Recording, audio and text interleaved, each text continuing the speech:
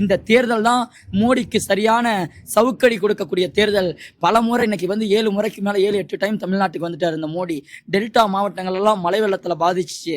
அன்னைக்கு வராத இந்த மோடி இங்க புதுச்சேரியில 9 வயது சிறுமிக்கு பாலியல் வன்கொடுமை செஞ்சு கொன்னாங்க.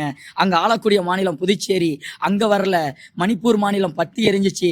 பெண்களை நம்ம தாயா மதிக்கிறோம். அங்க என்ன பண்ணாங்க, பாலியல் வன்கொடுமை செஞ்சு 2 பெண்களை நிர்வாணப்படுத்தி இழுத்துட்டு வந்தாங்க. அன்னைக்கு வராத அந்த மோடிக்கு அக்கறை இன்னைக்கு தமிழ்நாட்டை காக்கிறேங்கிறாரு.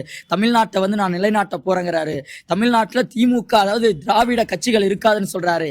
திராவிட கட்சிகள் இருக்காதுன்னு சொல்றதுக்கு இந்த மோடிக்கு என்ன அருகதை இருக்கிறது என்பதை சிந்திச்சு பார்க்கணும். மோடி பல வேஷம் போடக்கூடியவர் தான் மோடி. தேர்தல் வந்தா ஒரு வேஷம், தேர்தல் வரலனா ஒரு வேஷம்.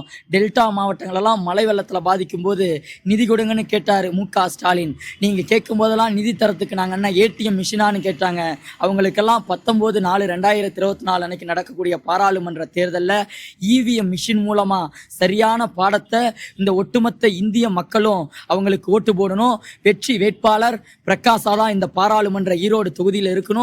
இந்த தாராபுரத்து மக்களோட இந்த 3 நாட்கள் நான் என்னுடைய பயணம் மிக சிறப்பாக இருந்துச்சு. அதுக்கு இந்த தாராபுரத்து மக்களுக்கும் திராவிட முன்னேற்ற கழகத்தை சார்ந்தவர்களுக்கும் இந்தியா கூட்டணி தோழமை கட்சிகளுக்கும் எனது நன்றியை முதல்ல நான் தெரிவிச்சுக்கிறேன். அதனால இந்த பகுதியில் இருக்கக்கூடிய மற்ற பகுதியை விட அதிகப்படியான வாக்கு வித்தியாசத்தை பெற்று நாடாளுமன்றத்திற்கு ஒரு இளம் வேட்பாளர், இளம் சிங்கம் செல்ல வேண்டும் என்றால் அது ஈரோடு பாராளுமன்ற வெற்றி வேட்பாளர் பிரகாஷா தாங்க இருக்கும்.